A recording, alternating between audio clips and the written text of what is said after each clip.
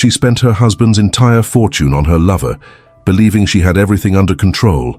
But on the day of the will reading, as the lawyer began to speak, a chilling shiver ran down her spine. The sleek black Bentley glided through the rain-slicked streets of downtown Chicago, its tires hissing against the wet asphalt. Inside, Gabriel Montenegro sat in contemplative silence, his piercing blue eyes fixed on the city lights reflecting off the glass and steel skyscrapers that lined Michigan Avenue. The rhythmic tap of raindrops on the roof provided a somber backdrop to his thoughts. As the car approached the towering Montenegro Plaza, Gabriel's gaze drifted to the imposing structure that bore his name. The 60-story behemoth of glass and chrome stood as a testament to his success, a monument to the empire he had built from nothing. At 45, Gabriel Montenegro was at the pinnacle of his career, a self-made billionaire whose name was synonymous with power and innovation in the Windy City. The Bentley pulled up to the private entrance, and before the chauffeur could open the door, Gabriel was already stepping out into the misty Chicago night. He moved with purpose, his tailored Armani suit barely creasing as he strode into the lobby. The security guard nodded respectfully. "Good evening, Mr. Montenegro." Gabriel acknowledged him with a slight nod, his mind already racing with the challenges that awaited him upstairs. As he entered his private elevator, he caught a glimpse of his reflection in the polished doors. The face that stared back at him was handsome, with strong features etched by years of determination and hard work. His salt and pepper hair was impeccably styled, not a strand out of place despite the damp weather outside. The elevator ascended swiftly to the top floor, and as the doors opened, Gabriel was greeted by the familiar sight of his executive suite. The spacious office was a blend of modern design and old-world charm, with floor-to-ceiling windows offering a breathtaking view of the Chicago skyline. He moved to his desk, a massive slab of Italian marble, and sank into his leather chair. For a moment, Gabriel allowed himself to relax, his eyes drawn to the family photo on his desk. It was a picture of him and his wife, Margaret, taken at their Cayman Islands villa last summer. Margaret's radiant smile beamed back at him, her golden hair cascading over her shoulders, blue eyes sparkling with what appeared to be pure joy. They looked like the perfect couple, the embodiment of success and happiness. Gabriel's fingers traced the edge of the frame, a faint smile playing on his lips as he remembered that day. It had been one of the rare moments when he had managed to tear himself away from work, to focus solely on his wife and their life together. Margaret had been so vibrant, so full of life. It was moments like these that reminded him why he worked so hard, why he pushed himself to the limits of his endurance day after day. But as quickly as the warm memory came, it faded, replaced by a nagging sense of unease that had been growing in recent months. Something had changed in their relationship, a subtle shift that he couldn't quite put his finger on. Margaret's smiles seemed a little less genuine, her kisses a little less passionate. At first he had dismissed it as a product of his overactive imagination, a result of the stress and long hours he'd been putting in at the office. But lately the feeling had become impossible to ignore. Shaking off the unsettling thoughts, Gabriel turned his attention to the stack of documents on his desk. The latest financial reports from his various enterprises lay before him, demanding his scrutiny. As he began to pore over the numbers, his brow furrowed. Something wasn't adding up. The discrepancies were subtle, easily overlooked by less experienced eyes, but to Gabriel, they stood out like red flags. He reached for his phone, his fingers hovering over the speed dial for his CFO. It was late, well past midnight, but this couldn't wait. Just as he was about to make the call, his personal cell phone buzzed with a text message. It was from Margaret. "Don't wait up, darling. Girls' night running late. See you in the morning, XO." Gabriel stared at the message, a mix of emotions washing over him. Relief that he wouldn't have to explain another late night at the office, but also a twinge of something else. Suspicion? Doubt? He pushed the feeling aside, chiding himself for being paranoid. Margaret had always been social, and her charity work often kept her out late. It was one of the things he loved about her, her dedication to giving back to the community. Returning his attention to the financial discrepancies, Gabriel immersed himself in his work, losing track of time as he dug deeper into the numbers. It was nearly 3 a.m. when he finally leaned back in his chair, rubbing his tired eyes. He had uncovered a pattern, a series of unexplained withdrawals and transfers that had been carefully hidden within the complex web of his financial empire. The amounts were significant, totaling in the millions, yet they had been siphoned off so skillfully that they had escaped notice until now. Gabriel's mind raced with possibilities. Was it embezzlement, a sophisticated hacking scheme, or something even more sinister? He knew he had made enemies over the years. Success always breeds jealousy and resentment, but this felt different, more personal somehow. As he contemplated his next move, Gabriel's gaze fell once again on the photo of Margaret. For a split second, an unthinkable thought flashed through his mind, but he dismissed it immediately. Margaret was many things, but she would never betray him like that. Their love, their life together, was the foundation upon which he had built everything. Determined to get to the bottom of this mystery, Gabriel began to formulate a plan. He would need to be careful, methodical. If someone was trying to undermine him, he couldn't risk tipping them off. He would have to conduct his investigation in secret. Trust no one until he had all the facts. Just as he was about to shut down his computer and head home, an email notification popped up on his screen. The sender was unknown, the subject line blank. Against his better judgment, Gabriel clicked to open it. What he saw made his blood run cold. It was a photo, clearly taken earlier that night. In it, he could see Margaret, her blonde hair unmistakable, entering an upscale hotel. But she wasn't alone. A man, tall and dark-haired, had his arm around her waist, guiding her through the revolving door. The man's face was turned away from the camera, but the intimacy of the gesture was undeniable. Gabriel felt as if the air had been sucked out of the room. He stared at the image, willing it to be some kind of mistake, a misunderstanding, but deep down he knew. The pieces were starting to fall into place, forming a picture he didn't want to see. With trembling hands, he reached for his phone again, this time pulling up his banking app. He navigated to the joint accounts he shared with Margaret, accounts he rarely checked personally. What he saw there confirmed his worst fears. Massive withdrawals, extravagant purchases, transfers to unknown accounts, all bearing Margaret's digital signature. The reality of the situation hit Gabriel like a physical blow. The woman he loved, the partner he had trusted implicitly, had been systematically draining their accounts. And for what? For whom? The man in the photo. How long had this been going on? As the first rays of dawn began to creep over the Chicago skyline, Gabriel Montenegro sat in his office, his world crumbling around him. The empire he had built, the life he had crafted so carefully, suddenly felt hollow. He had always prided himself on his business acumen, his ability to read people and situations. How could he have been so blind to what was happening in his own home? The buzzing of his phone startled him out of his shocked reverie. It was a text from Margaret. "On my way home, darling. Breakfast together." Gabriel stared at the message, his mind reeling. In that moment he made a decision. He wouldn't confront her, not yet. If Margaret was capable of this level of deception, who knew what else she might do if cornered? No, he needed to be smart about this. He needed to gather more information, to understand the full extent of her betrayal. As he stood to leave his office, Gabriel caught sight of his reflection in the window. The man looking back at him seemed older, wearier than the one who had entered the building just hours ago, but there was something else there too, a hardness in his eyes, a set to his jaw that spoke of determination. Gabriel Montenegro had built his empire from nothing once before. If necessary, he would do it again. But this time, he would make sure that those who had betrayed him paid dearly for their actions. As he stepped into the elevator, a plan was already forming in his mind. Margaret, her mysterious lover, whoever else was involved, they had no idea what they had set in motion. The elevator doors closed, and as Gabriel descended to the lobby, he made a silent vow. He would uncover the truth, no matter the cost. And when he did, there would be a reckoning unlike anything Chicago had ever seen. Little did Gabriel know as he stepped out into the early morning light of the city he had conquered, that his journey for truth and vengeance was about to take him down a path darker and more treacherous than he could have ever imagined. The game was afoot, and the stakes were higher than he knew. Across town, in a luxurious suite at the Peninsula Chicago, Margaret Montenegro stirred from her slumber. She reached for her phone, checking the message she had sent to Gabriel. No response. A small frown creased her flawless features as she turned to the man sleeping beside her.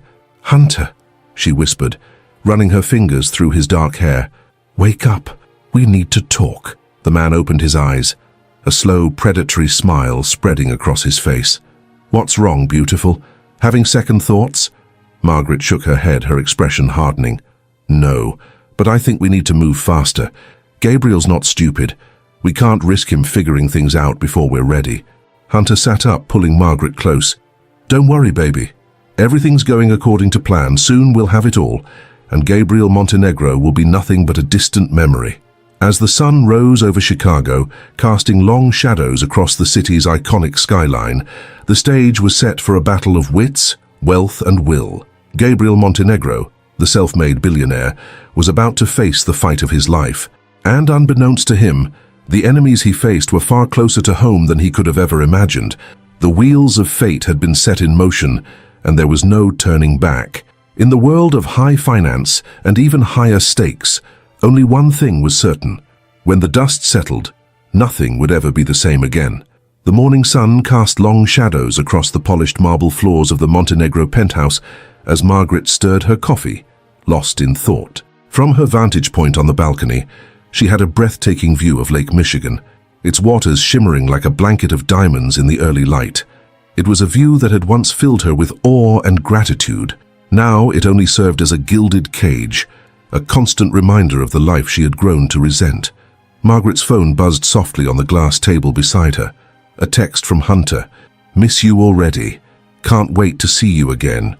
A small smile played on her lips as she quickly typed a response, her heart racing with the thrill of their secret affair. Hunter was everything Gabriel wasn't. Young, exciting, passionate. Where Gabriel was all business and sharp edges, Hunter was smooth charm and adventure. He made her feel alive in ways she had forgotten were possible. As she set her phone down, Margaret caught sight of her reflection in the balcony's glass doors. At 38, she was still strikingly beautiful, her golden hair and piercing blue eyes turning heads wherever she went. But lately, she had begun to see the first signs of age creeping in. A fine line here, a hint of fatigue there. It terrified her, the thought of growing old, of losing the beauty that had always been her greatest asset. The sound of footsteps pulled Margaret from her reverie. Gabriel emerged onto the balcony, impeccably dressed in a tailored suit despite the early hour. He placed a gentle kiss on her cheek, his mind clearly elsewhere. "Good morning, darling," he said, his voice distracted. "I'm afraid I'll have to miss breakfast again. There's a situation at the office that needs my immediate attention." Margaret fought to keep the bitterness from her voice. "Of course, Gabriel. When isn't there a situation at the office?" If Gabriel noticed the edge in her tone, he didn't show it. He was already scrolling through his phone, no doubt reviewing the day's agenda. "I'll make it up to you, I promise. How about dinner at Alinea this weekend? We can celebrate the Anderson deal." "The Anderson deal?" Margaret raised an eyebrow, feigning interest. Gabriel's eyes lit up, the way they always did when he talked business. "Yes, it's a game changer for us. If we can pull it off, it'll open up entirely new markets in Asia. It's been keeping me busy, but the potential is enormous." Margaret nodded, her mind already drifting. She had long ago stopped trying to keep up with Gabriel's endless stream of deals and acquisitions. Once, she had been his confidant, his partner in every sense of the word. Now she felt like little more than a trophy, a beautiful accessory to be trotted out at galas and charity events. "That sounds wonderful, dear," she said, plastering on a smile. "I'm sure it will be a great success." Gabriel checked his watch and frowned. "I've got to run. I'll call you later." With another quick peck on the cheek, he was gone, leaving Margaret alone with her thoughts and the sprawling city below. As soon as she heard the elevator doors close, Margaret reached for her phone again. Her fingers flew across the screen as she typed a message to Hunter. "Lunch at the usual place, I need to see you." Across town, in a sleek high-rise overlooking Millennium Park, Hunter Davis lounged in his luxurious apartment, a satisfied smirk on his face as he read Margaret's message. At 32, Hunter was the very picture of success. Dashingly handsome, with a charm that could disarm even the most skeptical of marks. And Margaret Montenegro was his greatest mark yet. Hunter had first met Margaret at a charity gala 6 months ago. He had been there scouting for potential targets, wealthy women who might be susceptible to his particular brand of seduction. In Margaret, he had struck gold. It hadn't taken long for him to recognize the signs of a woman starved for attention, desperate for excitement in a life that had become predictable and unfulfilling. What had started as a carefully orchestrated seduction had quickly grown into something more. Hunter found himself genuinely drawn to Margaret's wit and passion, to the fire that Gabriel Montenegro had allowed to dim. Of course, the fact that she had access to one of the largest fortunes in Chicago didn't hurt either. As Hunter prepared for his lunch date with Margaret, he couldn't help but feel a twinge of something. Guilt, perhaps. He pushed the feeling aside. In his line of work, there was no room for sentiment. Margaret was a means to an end, a key to the kind of wealth and power he had always dreamed of, and if he had to break her heart to get it, well, that was just business. Meanwhile, in the steel and glass tower of Montenegro Plaza, Gabriel sat in his office, surrounded by a team of his top executives. The atmosphere was tense, the faces around the table grave as they pored over the latest financial reports. "As you can see, Mr. Montenegro," his CFO David Chen was saying, "the discrepancies we've uncovered are significant. We're looking at losses in the tens of millions over the past 6 months alone." Gabriel leaned back in his chair, his mind racing. He had suspected that something was amiss, but the scale of the problem was far greater than he had imagined. "And we're certain this isn't just an accounting error?" David shook his head. "I'm afraid not, sir. We've gone over the numbers multiple times. This appears to be a deliberate and sophisticated attempt to siphon funds from the company." The room fell silent as the implications of David's words sank in. Gabriel's eyes scanned the faces of his team, searching for any sign of deceit or complicity. These were people he had trusted for years, individuals who had been with him as he built his empire from the ground up. Could one of them be behind this? "All right," Gabriel said, his voice calm despite the storm raging inside him. "I want a full audit of every department, every project, every account. No stone left unturned. And this stays between us for now. I don't want to create panic until we know exactly what we're dealing with." As the team filed out of the room, Gabriel called out to his assistant Sarah, "Cancel my dinner plans for tonight and get me everything you can find on our employees' financial situations. Bank records, investment portfolios, recent large purchases. Anything that might raise a red flag." Sarah nodded, her expression a mix of concern and determination. "Of course, Mr. Montenegro. Is there anything else I can do?" Gabriel paused, considering. Sarah had been with him for over a decade, one of the few people he felt he could truly rely on. "Yes," he said finally, "I need you to discreetly monitor Margaret's spending, personal accounts, credit cards, everything. And Sarah, this is strictly confidential. No one can know about this, not even Margaret." If Sarah was surprised by the request, she didn't show it. "Understood, sir. I'll have the information for you as soon as possible." As Sarah left the office, Gabriel turned to the window, his reflection superimposed over the Chicago skyline. The empire he had built was under threat, and he couldn't shake the feeling that this was just the beginning of a much larger storm. Across the city, in a quiet corner of the exclusive Chicago Cut Steakhouse, Margaret and Hunter sat close together, their conversation hushed and intimate. Margaret's eyes sparkled as Hunter regaled her with tales of his latest adventures, skydiving in Dubai, racing exotic cars in Monaco. It was a world so far removed from her carefully controlled life with Gabriel, and she drank in every word. "You should have been there, Maggie," Hunter was saying, his hand resting casually on hers. "The adrenaline rush is like nothing you've ever experienced. It makes you feel alive." Margaret sighed, a wistful smile on her face. "It sounds incredible, Hunter. I wish I could experience something like that." Hunter leaned in closer, his voice dropping to a whisper. "Why can't you? We could go together. I know a place in the Caribbean, totally private. Just imagine it, you and me, the open ocean, no one to answer to but ourselves." For a moment, Margaret allowed herself to be swept away by the fantasy, but reality quickly reasserted itself. "You know I can't, Hunter. Gabriel would never allow it. He barely lets me out of his sight as it is." A flash of something, frustration, anger, passed across Hunter's face, but it was gone so quickly Margaret wasn't sure she had seen it at all. "Maggie, when are you going to start living for yourself? You're not Gabriel's property. You deserve to be happy, to be free." Margaret looked down at her plate, conflict written across her features. "It's not that simple, Hunter. Gabriel has given me everything. I can't just throw that away." Hunter's voice softened, taking on a persuasive tone that he knew Margaret couldn't resist. "I'm not asking you to throw anything away, beautiful. I'm asking you to take what's rightfully yours. Gabriel's fortune? You've earned every penny of it, standing by him all these years, playing the perfect wife. Don't you think it's time you enjoyed it?"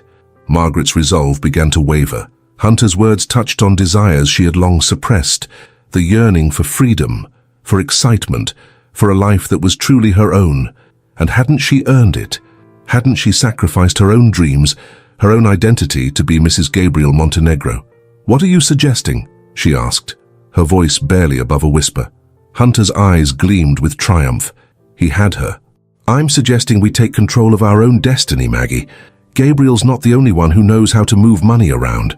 With your access and my expertise, we could set ourselves up for life. No more answering to anyone. Just you and me, living the life we deserve." As Hunter laid out his plan, Margaret felt a heady mix of fear and exhilaration. What he was proposing was more than just an affair. It was a complete upheaval of her life, a betrayal of everything she had known for the past 2 decades. But as she looked into Hunter's eyes, she saw a future filled with passion and adventure, a life where she was more than just an accessory to someone else's success. "Okay," she said finally, her decision made. "Tell me what I need to do." As Margaret and Hunter plotted their future, oblivious to the world around them, they failed to notice a woman sitting at the bar, her attention seemingly focused on her phone. Sarah, Gabriel's loyal assistant, discreetly snapped a photo of the couple, her heart heavy with the knowledge of what this would do to her boss. Back at Montenegro Plaza, Gabriel was in the middle of a tense conference call with his legal team when Sarah entered the office, her face pale and her hands shaking slightly. "Mr. Montenegro," she said, her voice steady despite her obvious distress, "I have that information you requested. I think you need to see this immediately." Gabriel excused himself from the call and took the tablet Sarah offered him. As he swiped through the photos and financial records, his expression hardened, the last vestiges of doubt evaporating. The woman he had loved, the partner he had trusted with everything, was systematically dismantling the life they had built together. "Sarah," he said, his voice dangerously calm, "I need you to set up a meeting with Jack Reardon. Tell him it's urgent." Sarah nodded, recognizing the name of Chicago's most ruthless private investigator. "Of course, Mr. Montenegro. Is there anything else?" Gabriel's eyes were cold as he looked up from the tablet. "Yes. Cancel all my appointments for the next week. It seems I have some personal matters to attend to." As Sarah left the office, Gabriel turned to the window, his reflection now barely visible in the fading light of day. The man staring back at him was not the confident, successful businessman of that morning. This was a man on the brink, a man who had just had his world shattered. But as the initial shock began to wear off, something else took its place. A cold, calculating anger began to burn in Gabriel's chest. He had built his empire from nothing once before, facing down rivals and overcoming seemingly insurmountable obstacles. If Margaret thought she could take it all away, she was about to learn a painful lesson. Gabriel Montenegro had not come this far, had not sacrificed so much to be brought down by betrayal. As the lights of Chicago began to twinkle in the gathering dusk, he made a silent vow. He would uncover every detail of Margaret and Hunter's plan. He would let them think they were winning, let them believe they had outsmarted him, and then, when the moment was right, he would bring their world crashing down around them. The game was no longer just about money or business. This was personal, and Gabriel intended to make sure that those who had betrayed him paid the ultimate price. As night fell over Chicago, the city hummed with its usual energy, oblivious to the drama unfolding in its midst. In 3 different locations, 3 individuals set plans in motion that would change their lives forever.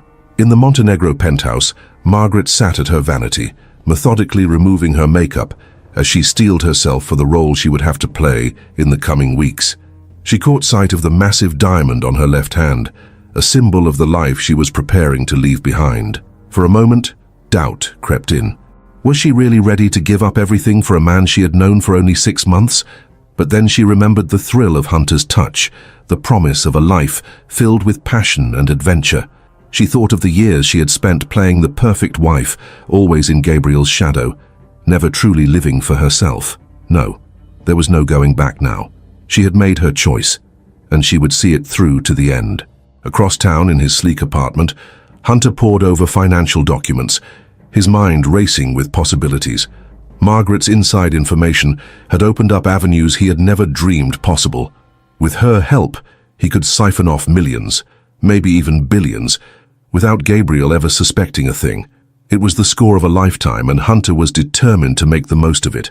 But as he worked, a nagging doubt gnawed at the back of his mind. He had always prided himself on his ability to remain detached, to see his marks as nothing more than means to an end.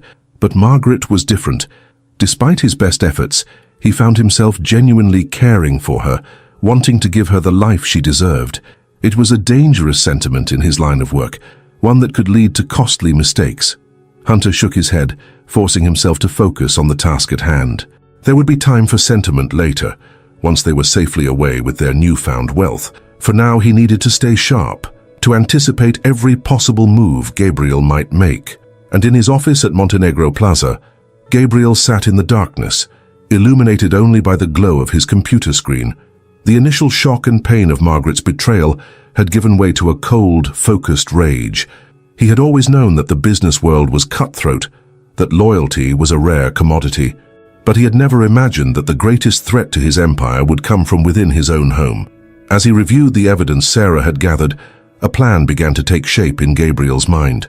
It was risky, potentially devastating if it went wrong. But if it succeeded, it would not only save his fortune but teach Margaret and Hunter a lesson they would never forget. Gabriel reached for his phone, dialing a number he had hoped never to use. After 3 rings, a gruff voice answered. "Reardon here. Jack, it's Gabriel Montenegro. I need your services. It's a delicate matter requiring the utmost discretion." There was a pause on the other end of the line. When Reardon spoke again, his voice was all business. "I'm listening, Mr. Montenegro." As Gabriel outlined his plan, he felt a grim satisfaction settling over him. Margaret and Hunter thought they were playing a game, but they were about to learn that they were hopelessly outmatched. In the world Gabriel inhabited, there were no second chances, no room for mercy. They had made their choice, and now they would face the consequences. The stage was set, the players in position. In the coming weeks, a battle would be waged in the shadows of Chicago's glittering skyline, a battle of wits, of will, and of ruthless determination. And when the dust settled, only one side would be left standing. As Gabriel hung up the phone, he allowed himself a small, cold smile. Let Margaret and Hunter enjoy their little victory for now. Soon enough, they would learn the true cost of crossing Gabriel Montenegro. The clock on his desk ticked steadily, counting down the moments until the real game began. In the world of high finance and even higher stakes, time was the most precious commodity of all, and Gabriel intended to make every second count. The early morning light filtered through the floor-to-ceiling windows of Gabriel Montenegro's office, casting long shadows across the polished mahogany desk. Gabriel sat motionless, his piercing blue eyes fixed on the computer screen before him. The soft hum of the air conditioning and the muted sounds of Chicago awakening far below were the only noises breaking the tense silence. For hours, he had been poring over financial reports, bank statements, and transaction logs. What he found made his blood run cold. The discrepancies were no longer just suspicious, they were damning. Millions of dollars, siphoned off through a complex web of transfers and hidden accounts. At first, he had suspected corporate espionage, perhaps a mole within his organization. But as he dug deeper, a far more painful truth began to emerge. Gabriel's fingers flew across the keyboard, tracing the path of the missing funds. Each discovery was like a knife to his heart. Luxury purchases in Paris, private jet rentals to exotic locations, massive cash withdrawals from accounts he didn't even know existed, and at the center of it all, a name that appeared again and again. Margaret Montenegro. "It can't be," Gabriel muttered, his voice hoarse from hours of silence. But the evidence was irrefutable. His wife, the woman he had loved and trusted for over 2 decades, was systematically draining their accounts. A soft knock at the door jolted Gabriel from his reverie. Sarah, his loyal assistant, entered with a concerned look on her face. "Mr. Montenegro, you've been here all night. Is everything all right?" Gabriel looked up, his eyes red-rimmed and haunted.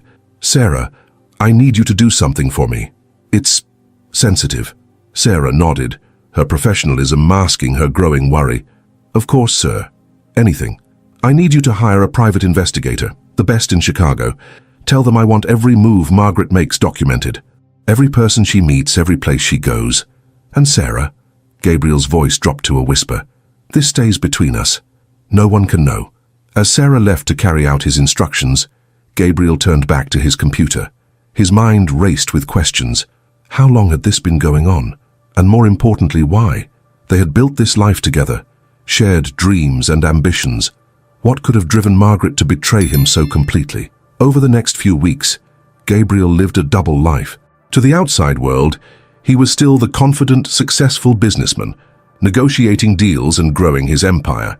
But behind closed doors, he was a man consumed by suspicion and hurt, poring over surveillance photos and investigator reports. The final blow came on a crisp autumn evening. Gabriel sat in a nondescript car across the street from the Four Seasons Hotel, his heart pounding as he watched the entrance. At precisely 8:15 p.m., a sleek black Audi pulled up. Margaret stepped out, looking stunning in a red cocktail dress. But she wasn't alone. A man Gabriel didn't recognize emerged from the driver's side. Tall, dark-haired, and considerably younger than Gabriel, he placed his hand on the small of Margaret's back as they entered the hotel. The casual intimacy of the gesture told Gabriel everything he needed to know. For a long moment, Gabriel sat motionless, the reality of Margaret's betrayal washing over him. Then, with trembling hands, he reached for his phone and dialed a familiar number. "Jack, it's Gabriel Montenegro. I need everything you can find on the man with my wife. Name, background, financials, everything." As he hung up, a wave of nausea hit him. Gabriel barely made it out of the car before retching onto the sidewalk. Passers-by gave him a wide berth, no one recognizing the billionaire in the disheveled man bent double on the street. When he finally straightened up, wiping his mouth with a handkerchief, Gabriel felt something he hadn't experienced in years: utter, crushing defeat. The woman he loved, the partner he had trusted with everything, had not only betrayed him emotionally, but was actively working to dismantle the empire they had built together. The next few days passed in a blur of anger, hurt, and disbelief. Gabriel threw himself into his work with a fervor that alarmed his employees. He was the first to arrive at the office and the last to leave, often working through the night.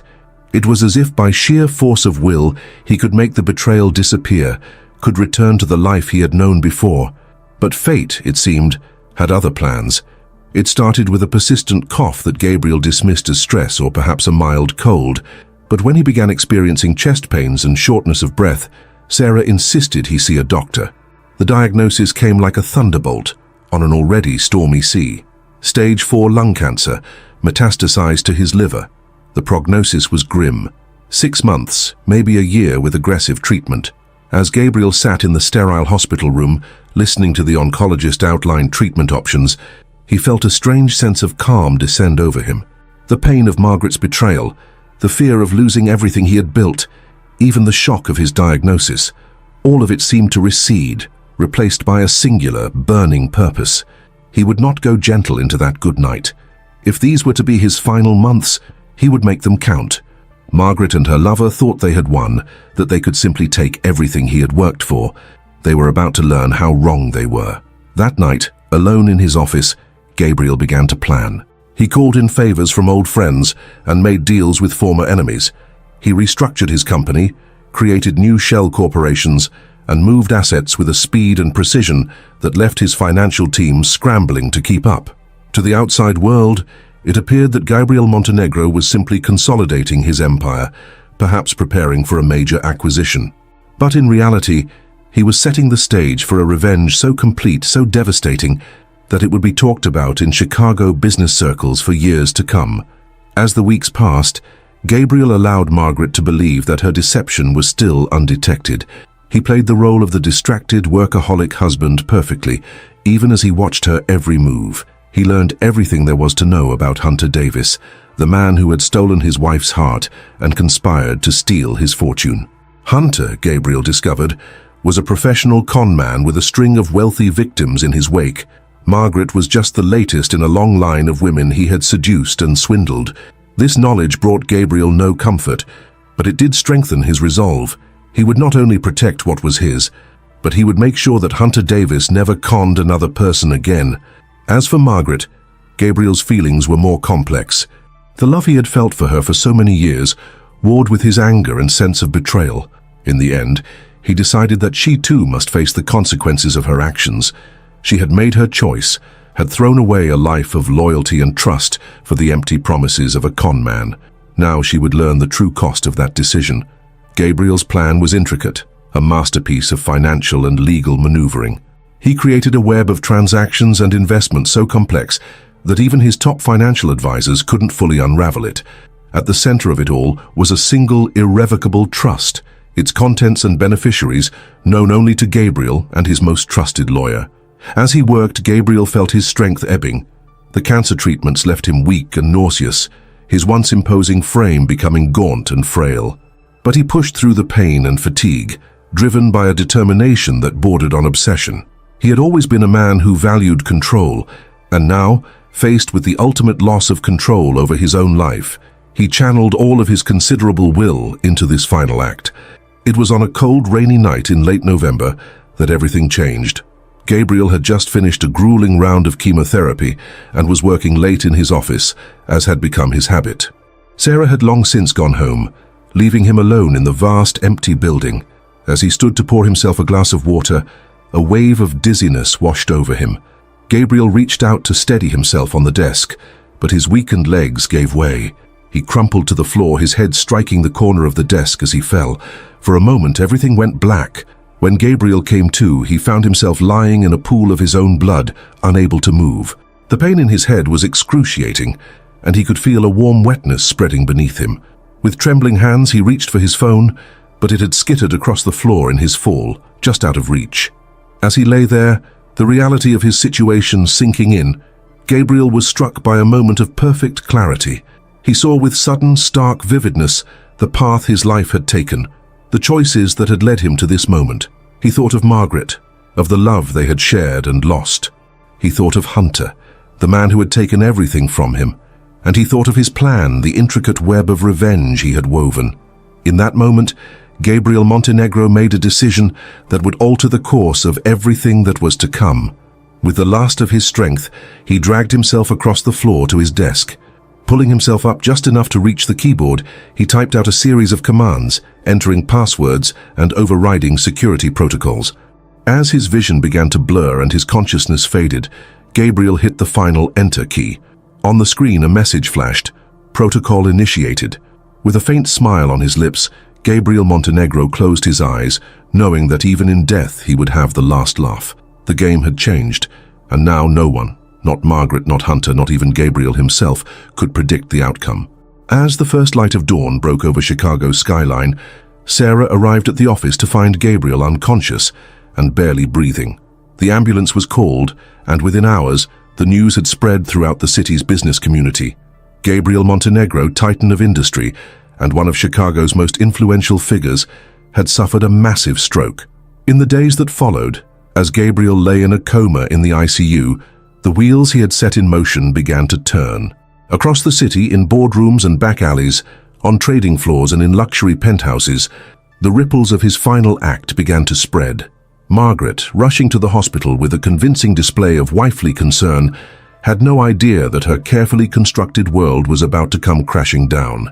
And Hunter, confident in his victory, was blind to the net that was slowly closing around him. As machines beeped steadily, keeping Gabriel's failing body alive, his mind, always his most powerful weapon, had launched its final, most devastating attack. The stage was set for a denouement that would shake the very foundations of Chicago's elite society. In his hospital room, surrounded by the cold efficiency of medical technology, Gabriel Montenegro lay still, his face serene. To all outward appearances, he was a man defeated by illness and betrayal. But beneath the surface, in the labyrinthine world of high finance and legal maneuvering, his last and greatest plan was just beginning to unfold. The coming weeks would see fortunes made and lost, reputations destroyed, and lives forever altered. And at the center of it all, silent and seemingly helpless, lay the man who had orchestrated it all, Gabriel Montenegro, master strategist to the very end. As news of Gabriel's condition spread, the city held its breath, waiting to see what would become of the Montenegro empire. But the true drama was yet to unfold, hidden in the shadows of boardrooms and bedrooms, in secret accounts and whispered conversations. The game had entered its final, most dangerous phase, and as the players took their positions, unaware of the true stakes, the clock ticked inexorably towards a conclusion that none of them could have foreseen. In the quiet of his hospital room, monitored by machines and attended by nurses, Gabriel Montenegro waited. His body might be broken, but his will remained indomitable. He had set the board, moved the pieces, and now, even from the brink of death, he would see his final game played out to its bitter, inevitable end. The stage was set, the players unaware of their roles in this grand, tragic play. As Chicago went about its business, oblivious to the drama unfolding in its midst, the first domino in Gabriel's intricate plan began to fall. The endgame had begun, and nothing would ever be the same again. The rhythmic beeping of medical equipment filled the private hospital room where Gabriel Montenegro lay motionless, his once powerful frame now frail and diminished.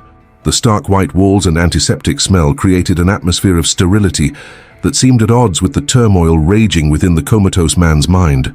Dr. Emily Chen, Gabriel's lead physician, stood at the foot of his bed, reviewing his latest test results with a furrowed brow. She turned to Sarah, who had barely left Gabriel's side since his admission. His vitals are stable, but there's been no significant improvement in brain activity, Dr. Chen explained softly. At this point, we have to consider the possibility that he may never regain consciousness. Sarah nodded, her eyes never leaving Gabriel's face. He's a fighter, Dr. Chen. If anyone can beat this, it's him.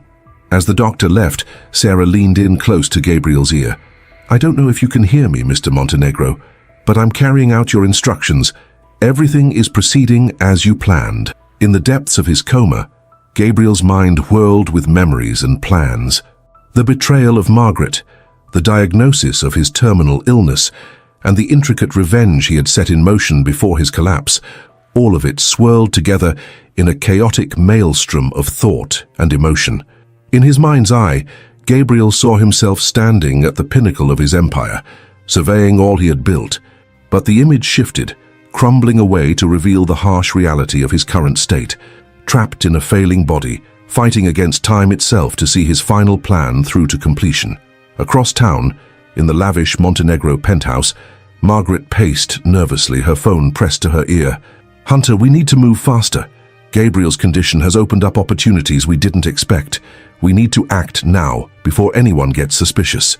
Hunter's smooth voice came through the line, a note of caution in his tone.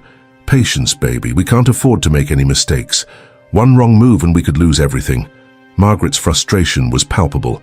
We're talking about billions of dollars, Hunter. With Gabriel out of the picture, we could have it all. Don't you see? This is our chance. As she hung up, Margaret caught sight of her reflection in the mirror. The woman staring back at her was a far cry from the demure, supportive wife she had played for so many years. There was a hardness in her eyes now, a determination that bordered on desperation. She thought back to the day she had first met Hunter, how he had awakened something in her that she thought had died long ago. The thrill of their secret meetings, the rush of adrenaline as they plotted to take Gabriel's fortune, it had all been intoxicating. But now, with Gabriel lying comatose and their plans so close to fruition, Margaret felt a new emotion taking hold: impatience. In his sleek downtown apartment, Hunter Davis sat at his computer, a glass of expensive scotch at his elbow. His handsome face was illuminated by the glow of the screen as he pored over financial documents and bank statements. To an outsider, Hunter appeared to be the picture of success, young, wealthy, and charismatic.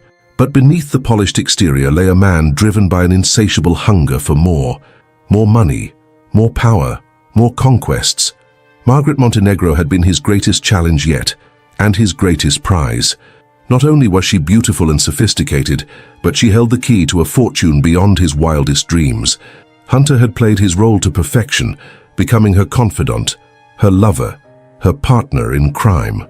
But as he reviewed the complex web of accounts and transfers they had set up, a flicker of unease passed through him. Something didn't add up. The Montenegro fortune was vast, but certain key assets seemed to be missing. Hunter's mind raced. Had Gabriel suspected something? Had he hidden away parts of his wealth where even Margaret couldn't access it? Or was there something else at play, some angle that Hunter hadn't considered? He reached for his phone, then hesitated. Margaret was becoming increasingly erratic, her desire for immediate gratification threatening to derail their carefully laid plans. No, he would keep his suspicions to himself for now. After all, in his line of work, information was power. And Hunter Davis never gave up an advantage. Back at the hospital, Sarah sat by Gabriel's bedside, speaking in hushed tones to Jack Reardon, the private investigator Gabriel had hired before his collapse.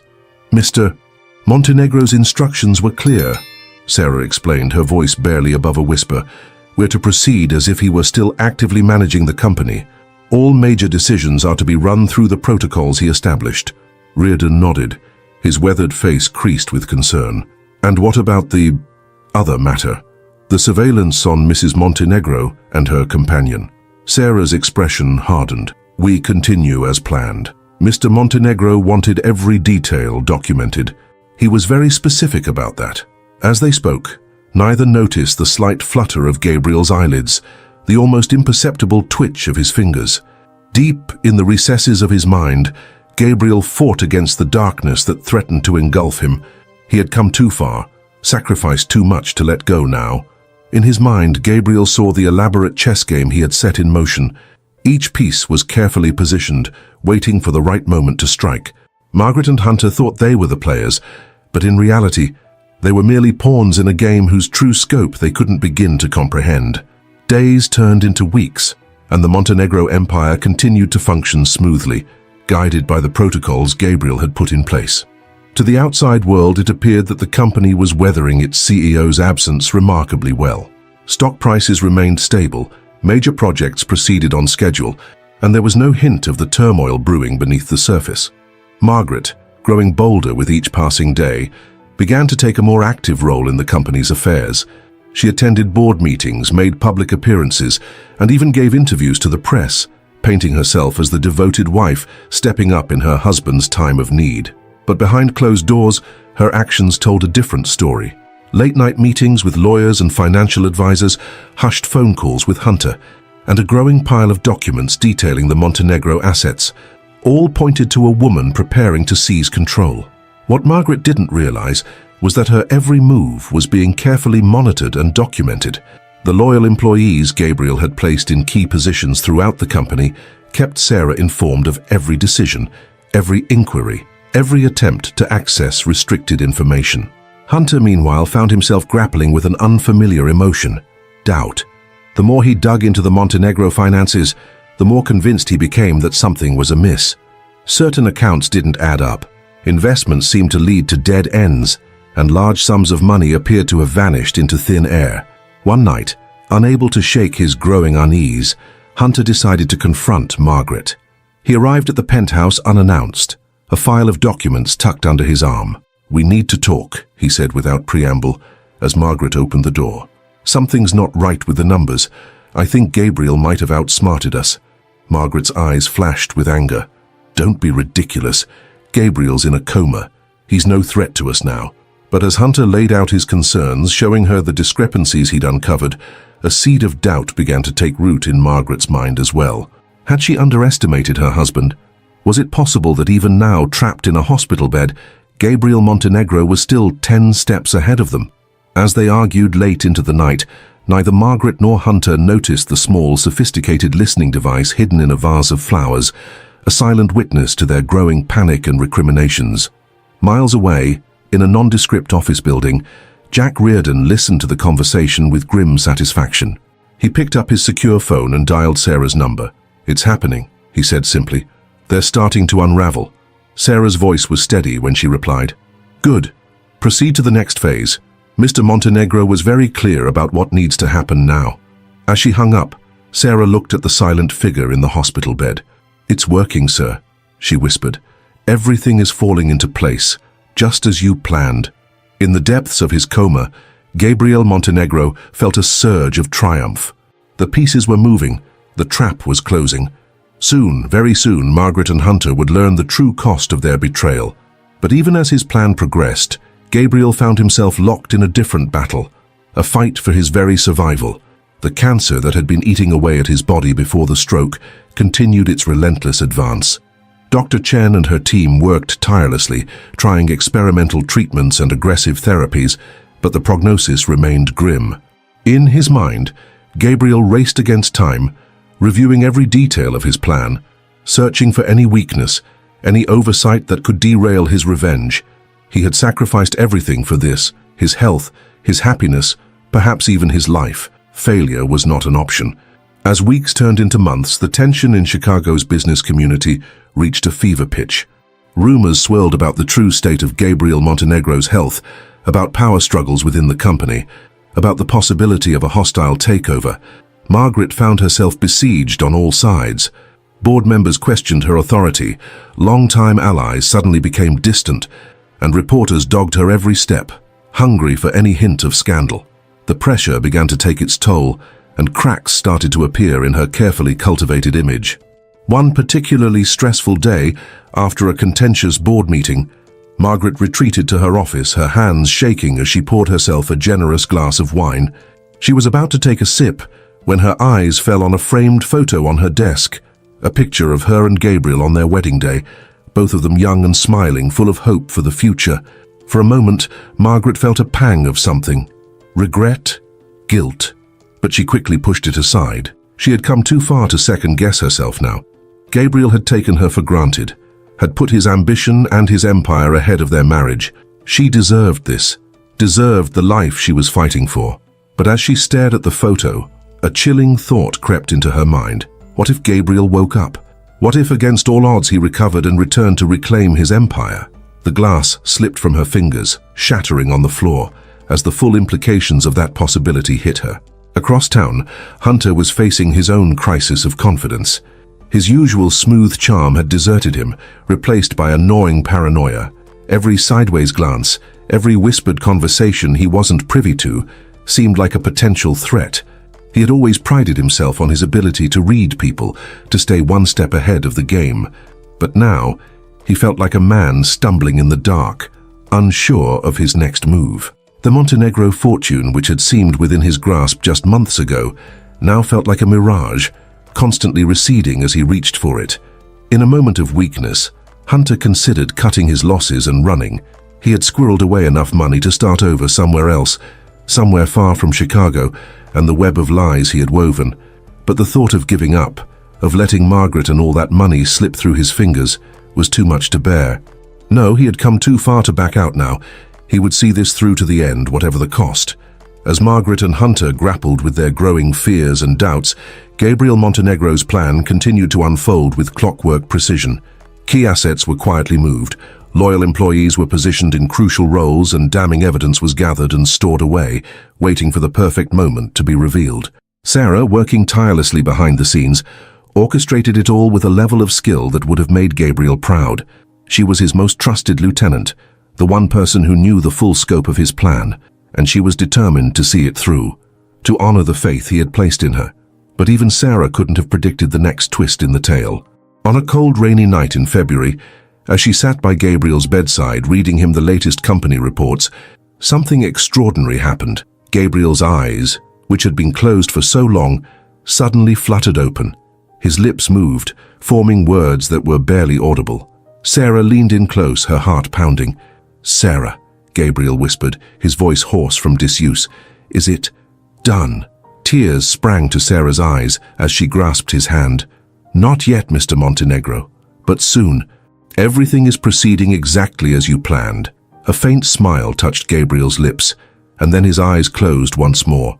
But this time, it was different. The machines monitoring his brain activity came to life, showing patterns that had been absent for months.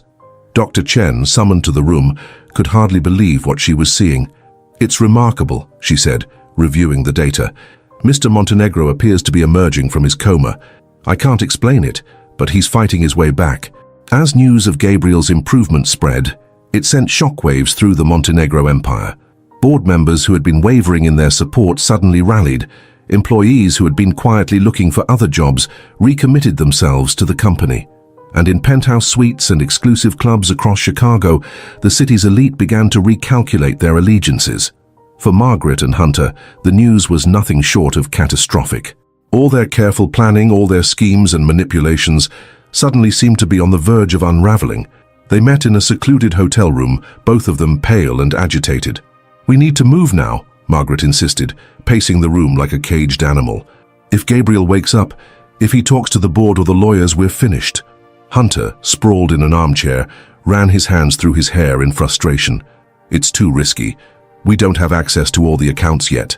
If we make our move now, we could end up with nothing." Their argument raged for hours, each of them becoming more desperate and more accusatory as the night wore on. By the time they parted ways in the early hours of the morning, their once united front had fractured, replaced by mutual suspicion and barely concealed hostility. What neither of them knew was that their entire conversation had been recorded, every word and gesture captured by the sophisticated surveillance equipment Jack Reardon had installed in the room weeks earlier. As dawn broke over Chicago, casting long shadows across the city's iconic skyline, the stage was set for the final act of Gabriel Montenegro's grand plan. In his hospital room, attended by Dr. Chen and a team of specialists, Gabriel continued his slow but steady journey back to consciousness. Sarah, exhausted but exhilarated, made a series of phone calls, setting in motion the last pieces of the intricate puzzle Gabriel had designed. Board members were summoned for an emergency meeting. Lawyers were put on standby, and in a secure vault deep beneath the Montenegro building, a set of documents that had lain dormant for months were finally retrieved. To the outside world, it appeared that a miracle was unfolding, the triumphant return of a beloved business leader, defying the odds to reclaim his rightful place at the head of his empire. Headlines proclaimed the Montenegro miracle, and news crews camped outside the hospital, hungry for any update on Gabriel's condition. But beneath the surface, a very different story was about to unfold. The trap that Gabriel had so painstakingly laid was about to be sprung, and the unsuspecting prey, Margaret and Hunter, had no idea how completely they had been outmaneuvered. As the city held its breath, waiting to see what would happen next, Gabriel Montenegro lay in his hospital bed, his eyes closed but his mind razor-sharp. Everything he had endured, the betrayal, the illness, the long months of darkness, had led to this moment. And as he felt strength slowly returning to his body, he allowed himself a small secret smile. The game was almost over, and Gabriel Montenegro intended to emerge as the undisputed victor. Margaret and Hunter had played their parts to perfection, never realizing that they were merely actors in a drama of Gabriel's creation. Now, as the curtain prepared to rise on the final act, they would learn the true cost of underestimating Gabriel Montenegro. In the coming days, Chicago would witness a reckoning unlike anything it had seen before. Fortunes would be made and lost, reputations shattered, and lives forever altered. And at the center of it all would be Gabriel Montenegro, the maestro orchestrating a symphony of revenge from his hospital bed. The city slept, unaware of the seismic shifts about to rock its foundations. But in boardrooms and bedrooms, in law offices and luxury penthouses, the key players in this high-stakes drama prepared for a confrontation that would leave no one unscathed. The endgame had begun, and as the first light of a new day dawned over Chicago, the winds of change began to blow. The Montenegro Empire stood on the brink of its greatest challenge yet, and the world watched, waiting to see who would emerge victorious from the looming storm. The somber tolling of church bells echoed across Chicago's Gold Coast neighborhood, their mournful song carried on the crisp autumn breeze. A sea of black-clad figures moved slowly up the steps of Holy Name Cathedral, their faces etched with grief, shock, and in some cases carefully concealed calculation. Gabriel Montenegro, titan of industry and one of Chicago's most influential figures, was dead. The news had sent shockwaves through the city's business community. After months of lying comatose, Gabriel had shown signs of recovery, sparking hope and speculation. But in a cruel twist of fate, just as it seemed he might reclaim his empire, his weakened body had finally succumbed to the ravages of cancer. Inside the cathedral, beneath soaring Gothic arches and stained glass windows, Chicago's elite gathered to pay their respects. In the front pew, Margaret Montenegro sat rigid, her face hidden behind a black veil. To all appearances, she was the picture of a grieving widow, but beneath the veil her eyes darted nervously around the crowded church, searching for one face in particular. Hunter Davis slipped into the cathedral just as the service was beginning, taking a seat near the back. His handsome face was composed in an expression of appropriate solemnity, but his eyes never left Margaret's veiled figure. As the priest delivered the eulogy, praising Gabriel's business acumen and philanthropic works, a palpable tension began to build in the air. This was more than a funeral. It was the end of an era, and everyone present knew that the real drama was yet to unfold. The reading of Gabriel Montenegro's will, scheduled for the following day, loomed large in everyone's minds. Billions of dollars hung in the balance, and the future of one of Chicago's most powerful business empires would be decided. As the funeral procession made its way to the cemetery, whispered conversations and furtive glances were exchanged. Alliances were being formed and broken with every passing moment, as Chicago's power players jockeyed for position in the post-Montenegro landscape. Margaret remained isolated throughout, playing the role of the grieving widow to perfection. But as the first shovelful of earth hit Gabriel's casket, she felt a momentary pang of something: regret, guilt, or merely apprehension about what was to come. She pushed the feeling aside. There was no room for sentiment now. Everything she had worked for, everything she had sacrificed, would be decided in the next 24 hours. She couldn't afford to waver.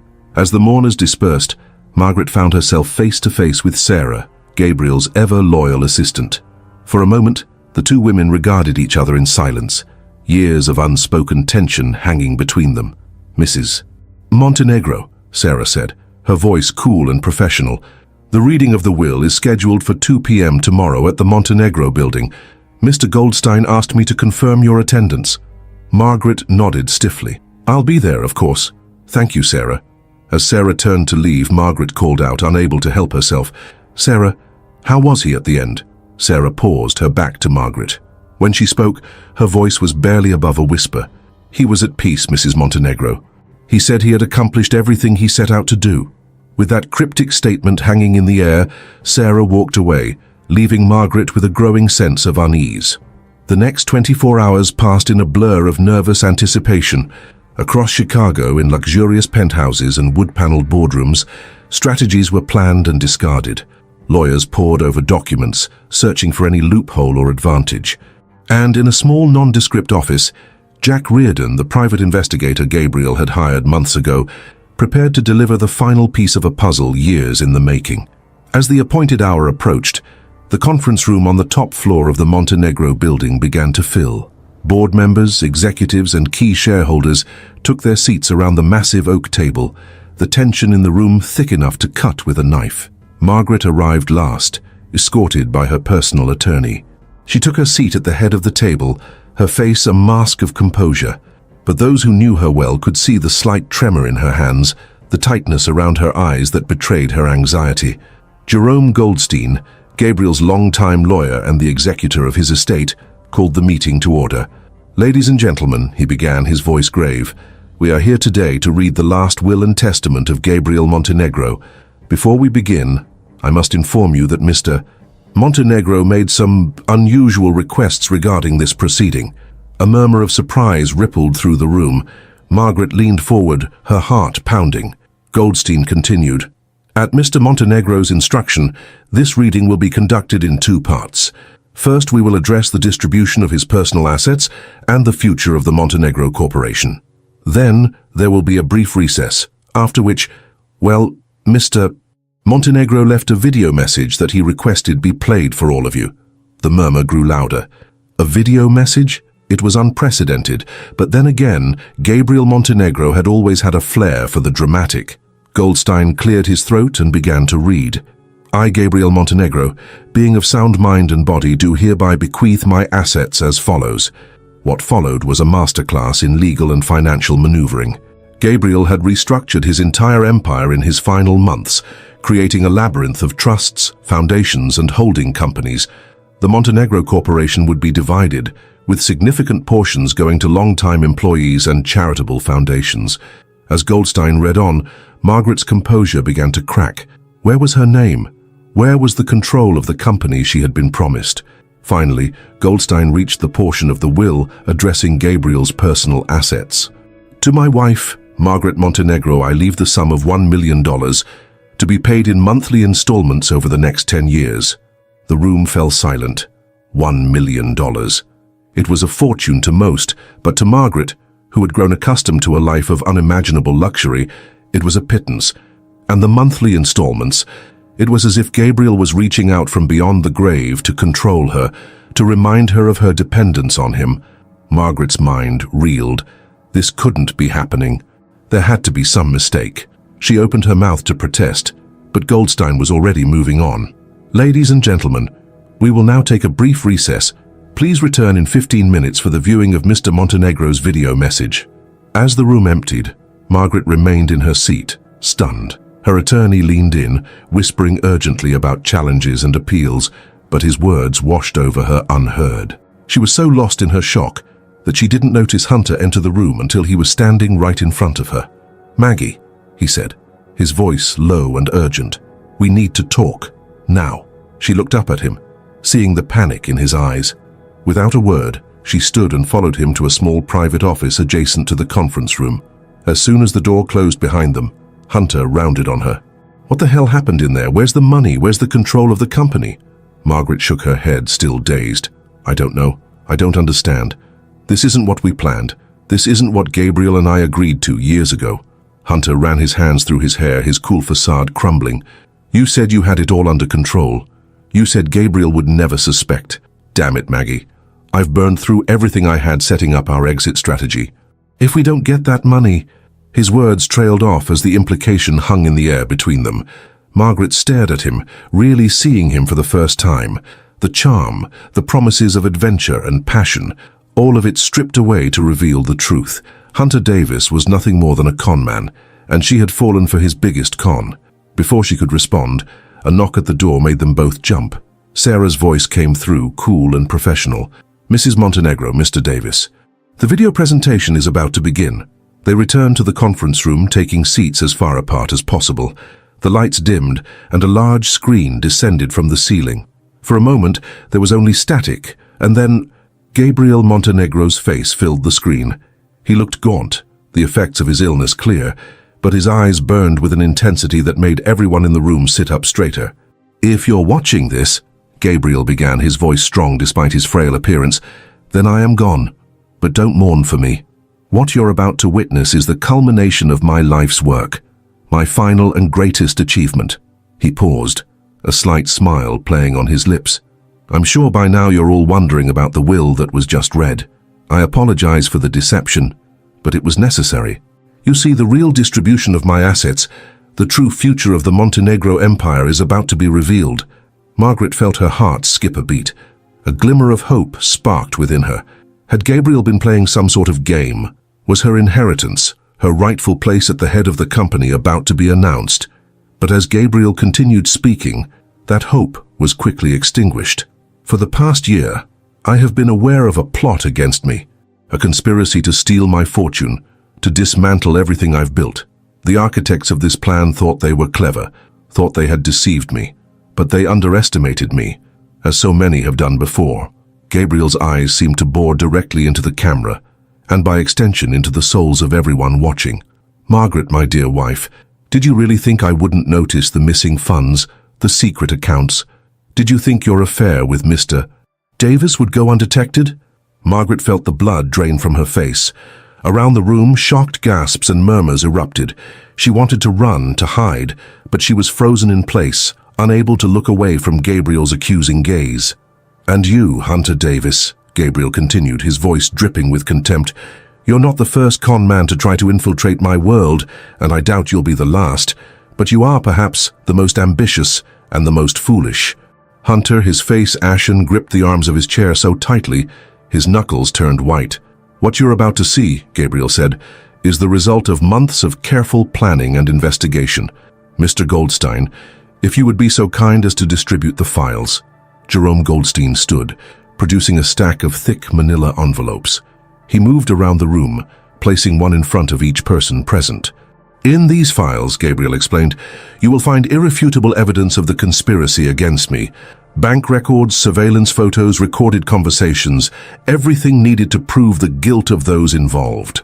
As the room erupted into a flurry of activity, with people tearing open the envelopes and poring over their contents, Gabriel's voice cut through the chaos. "But this is not just about punishment. This is about justice, about protecting what I've built. And so I have made arrangements to ensure that the Montenegro Empire not only survives this betrayal, but emerges stronger than ever."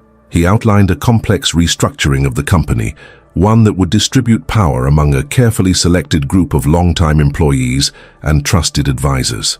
The Montenegro Foundation, a philanthropic organization Gabriel had established years ago, would become the majority shareholder. Its mission expanded to include oversight of the corporation's ethical practices. And as for the personal fortune that Margaret and her accomplice so desperately sought, Gabriel said, a note of grim satisfaction in his voice, it will be used to establish a fund for victims of financial fraud. It seems a fitting use, don't you think? As the full scope of Gabriel's revenge plan became clear, Margaret felt her world crumbling around her. Everything she had plotted and schemed for, every betrayal and lie, had been for nothing. Worse than nothing. She was ruined, her reputation destroyed, her future bleak. She turned to look at Hunter, seeking some small comfort or support, only to find his chair empty. In the chaos following Gabriel's revelations, he had slipped away, abandoning her to face the consequences alone. Gabriel's voice drew her attention back to the screen. "Margaret," he said, his tone softer now, almost sad. "I loved you once. I thought we shared a dream, a vision for the future. I gave you everything, my trust, my love, my life, and in return you gave me betrayal." Tears streamed down Margaret's face as the weight of her actions, the enormity of what she had lost, crashed down upon her. "But I am not without mercy," Gabriel continued. "The $1 million mentioned in the will, that provision stands. It's not the fortune you sought, but it's enough to start a new life, a chance at redemption if you choose to take it." As Gabriel's image faded from the screen, the room erupted into chaos. Board members shouted questions, lawyers huddled in corners whispering furiously, and security guards appeared at the doors, presumably to prevent anyone from leaving until the authorities arrived.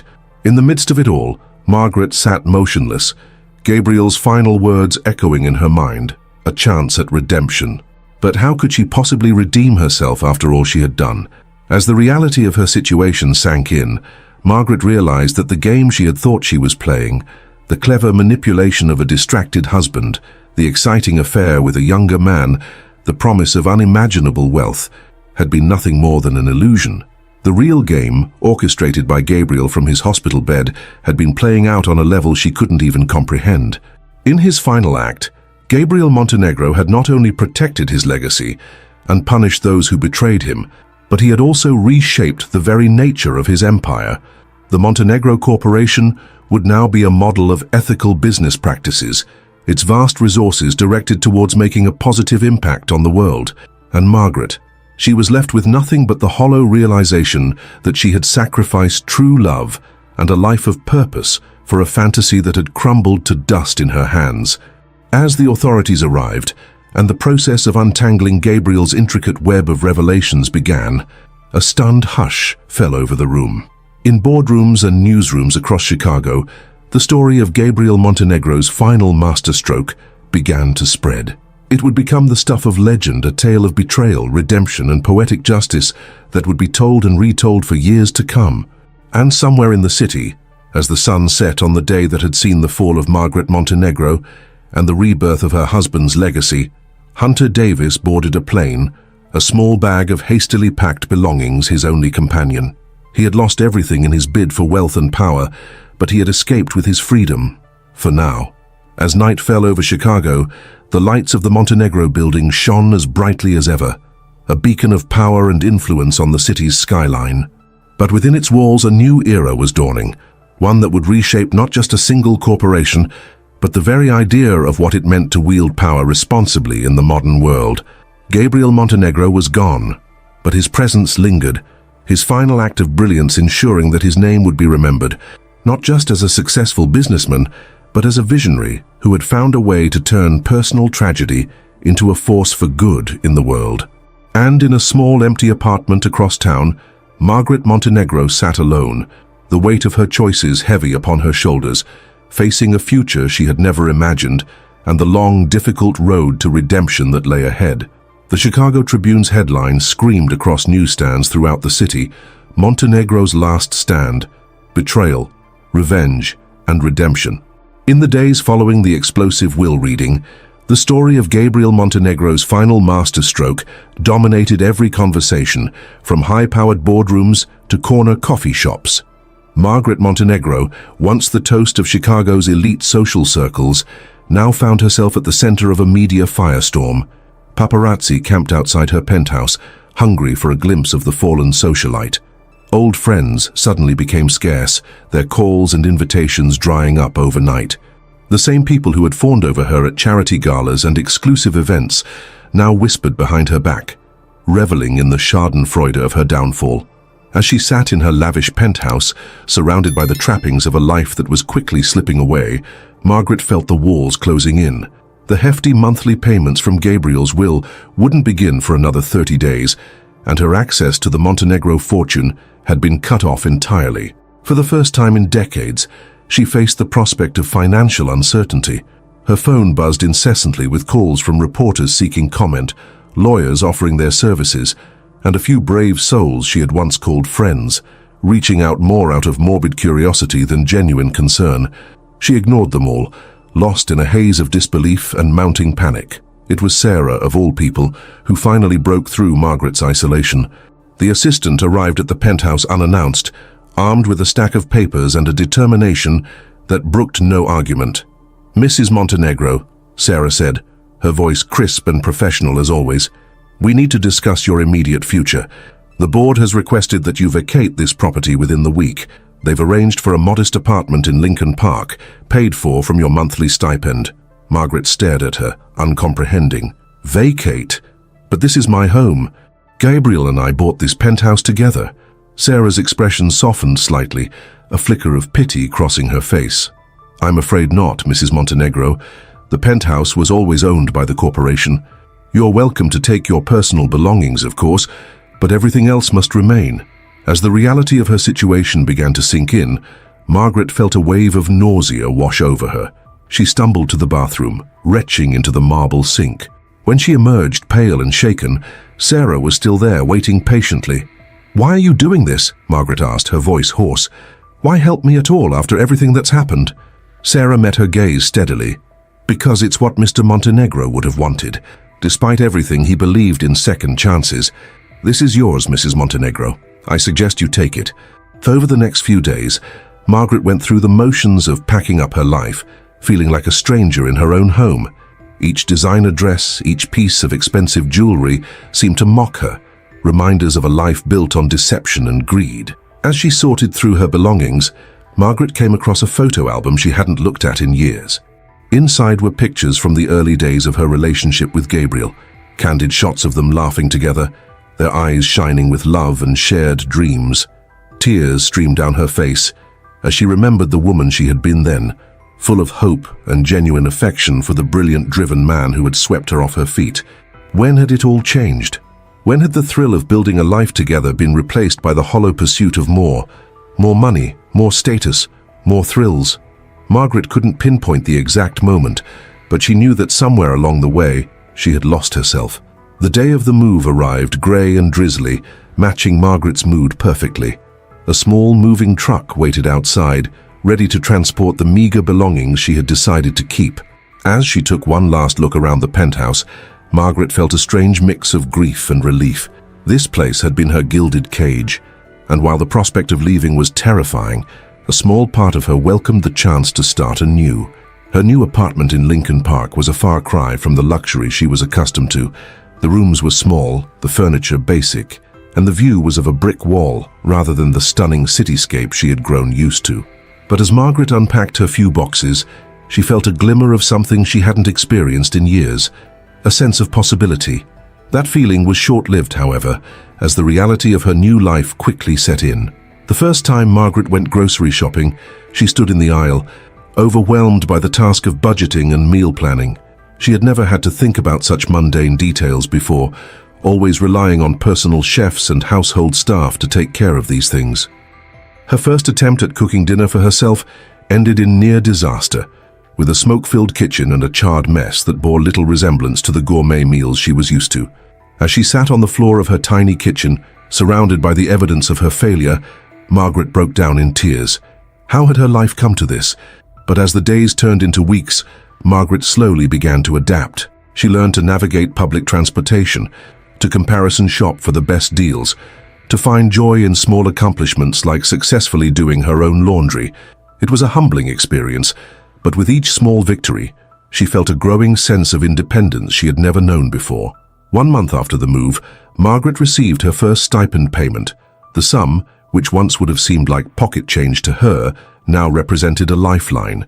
She sat at her small dining table, carefully budgeting every dollar, realizing for the first time the value of money earned rather than simply acquired. As Margaret settled into her new routine, she couldn't help but reflect on the choices that had led her to this point. The betrayal of Gabriel, the affair with Hunter, the greedy pursuit of wealth and status. It all seemed so hollow now, so pointless in the face of the simple contentment she was slowly discovering in her new life. She thought often of Hunter in those early days, wondering where he had disappeared to and if he ever spared a thought for her. But as time passed, she realized that what she had felt for him had never been love, but rather a desperate attempt to recapture the excitement and passion she thought she had lost. One day, about 3 months into her new life, Margaret was walking through Lincoln Park when she spotted a familiar face. It was David Chen, Gabriel's former CFO, sitting on a bench feeding the pigeons. For a moment she considered turning away, not ready to face anyone from her old life, but something made her pause. "David?" she said hesitantly, approaching the bench. He looked up, surprise flickering across his face. "Mrs. Montenegro, I didn't expect to see you here." Margaret smiled wryly. "Please, call me Margaret. I think we're well past formalities at this point." David nodded, gesturing for her to sit. For a few minutes they sat in awkward silence, watching the pigeons squabble over breadcrumbs. Finally, David spoke. "I wanted to hate you, you know. When everything came out, when we all realized what you and that Davis fellow had been planning, I was angry. We all were. Gabriel was more than just a boss to many of us. He was a mentor, a friend." Margaret felt tears prick at her eyes. "I know, and I'm sorry, David. More sorry than I can ever express." David turned to look at her, his expression softening slightly. "I can see that, and I think Gabriel saw it too in the end. That's why he gave you this chance." They talked for hours, David filling Margaret in on the changes at the company since Gabriel's death. The Montenegro Corporation was thriving under its new structure, its ethical business practices and philanthropic efforts earning praise from all quarters. As the sun began to set, casting long shadows across the park, David stood to leave. "You know, Margaret, there's a position opening up at the Montenegro Foundation. It's entry level, nothing glamorous, but, well, if you're interested, I could put in a word." Margaret stared at him, stunned by the unexpected offer. "Why would you do that for me after everything?" David shrugged. "Because I believe in second chances too. And because I think working to help others might be exactly what you need to find your way back." As he walked away, Margaret sat on the bench, her mind reeling. The prospect of returning to the Montenegro world, even in such a humble capacity, was both thrilling and terrifying. Could she do it? Did she even deserve the opportunity? Over the next few weeks, Margaret wrestled with the decision. She visited a local community center, volunteering her time to help with their fundraising efforts. To her surprise, she found the work deeply satisfying. For the first time in years, she felt like she was making a real difference, using her skills and connections for something greater than her own gain. It was during one of these volunteer sessions that Margaret had a chance encounter that would change everything. She was helping to serve meals at a homeless shelter when she noticed a man at the end of the line, his face hidden by a scraggly beard and a worn baseball cap. There was something hauntingly familiar about him, something in the way he moved. As he approached to receive his meal, their eyes met, and Margaret felt her heart stop. It was Hunter, the man she had once thought she loved, the partner in her ill-fated scheme, stood before her, a shell of his former self. His designer clothes had been replaced by threadbare jeans and a stained jacket. The charm and confidence that had once drawn her to him were gone, replaced by a haunted, desperate look. For a long moment, they stared at each other, the weight of their shared history hanging between them. Then, without a word, Hunter took his meal and shuffled away, disappearing into the crowd of hungry patrons. That night, Margaret lay awake in her small apartment, her mind churning with thoughts of Hunter, of Gabriel, of the life she had lost, and the new one she was struggling to build. She realized then that she had been given something precious, a chance to learn from her mistakes, to grow, to become someone better than she had been before. The next morning, Margaret called David Chen and accepted the position at the Montenegro Foundation. It would be hard, she knew, facing the people she had betrayed, earning back their trust, one small act at a time. But for the first time in a long time, Margaret felt a sense of purpose, a determination to make the most of the second chance she had been given. As she prepared for her first day at the foundation, Margaret took out the old photo album once more. Looking at the pictures of her younger self with Gabriel, she made a silent promise to honor his memory by becoming the person he had always believed she could be, to use this opportunity to make a real difference in the world.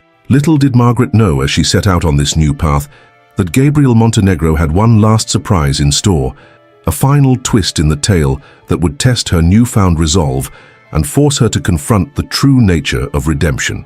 Across town, in a nondescript office building, Sarah sat across from Jack Reardon, the private investigator who had been instrumental in uncovering Margaret and Hunter's plot. Between them on the desk lay a thick folder, its contents known only to them and the late Gabriel Montenegro. "Are you sure about this?" Jack asked, his gruff voice tinged with concern. "It could undo everything we've accomplished." Sarah nodded, her expression resolute. "It's what Mr. Montenegro wanted.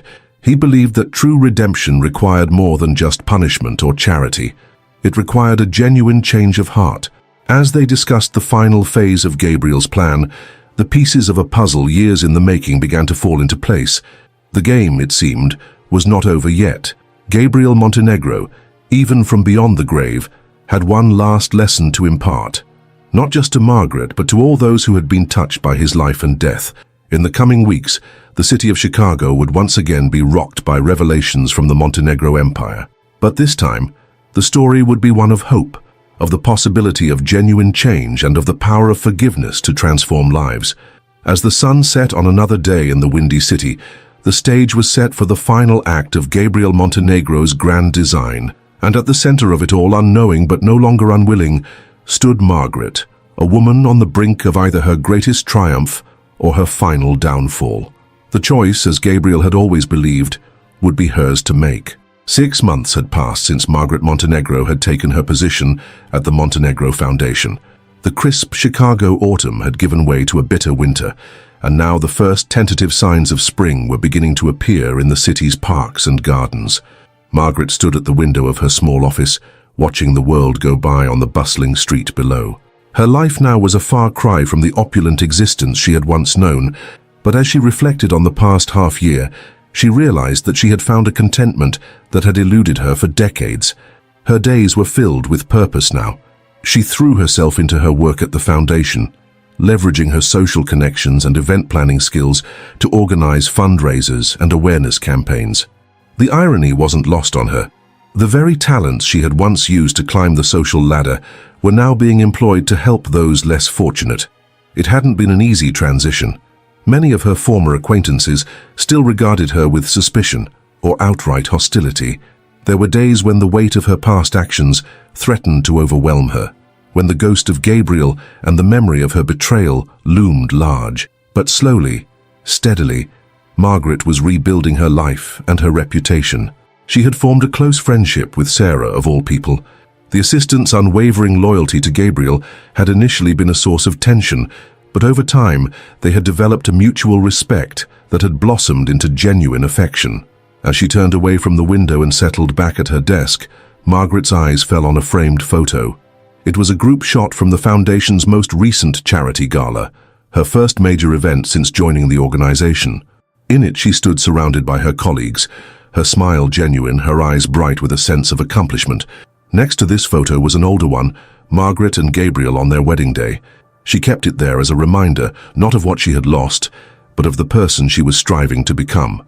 A knock at the door interrupted her reverie. Sarah entered, a serious expression on her face. "Margaret," she said, her tone grave, "there's something you need to see." Sarah placed a thick manila envelope on the desk. Margaret recognized it immediately. It was identical to the ones that had been distributed at the reading of Gabriel's will all those months ago. With trembling hands, Margaret opened the envelope. Inside was a letter written in Gabriel's distinctive handwriting and a USB drive. "My dearest Margaret," the letter began, "if you're reading this, then you've taken the first steps on the path to redemption. I always believed that there was good in you, that the woman I fell in love with was still there, buried beneath years of resentment and misplaced ambition." Tears blurred Margaret's vision as she read on. Gabriel explained that everything, from the fake will reading to the carefully orchestrated downfall of her and Hunter, had been part of an elaborate plan, not just for revenge, but for redemption. "I knew that simply punishing you would solve nothing," Gabriel wrote. "You needed to remember who you were, to rediscover the passion for helping others that first drew me to you. And so I created this test. The foundation, the job offer, even your encounters with old acquaintances, all of it was carefully designed to give you a chance at a new life." Margaret's mind reeled. She looked up at Sarah, who nodded solemnly.